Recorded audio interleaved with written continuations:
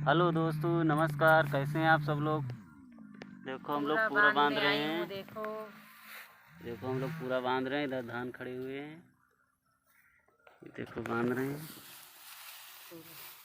देखो इधर अभी नहीं बंधे हैं, इधर अब बांधना पड़ेगा।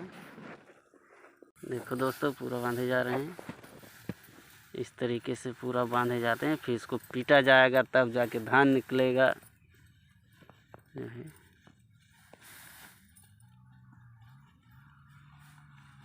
ये देखो दोस्तों पूरा बांध चुकी हूँ। देखो बंध गया है। ये देखो पैरा इसी से बांधा जाता है। देखो सब धान खा रहे हैं इधर।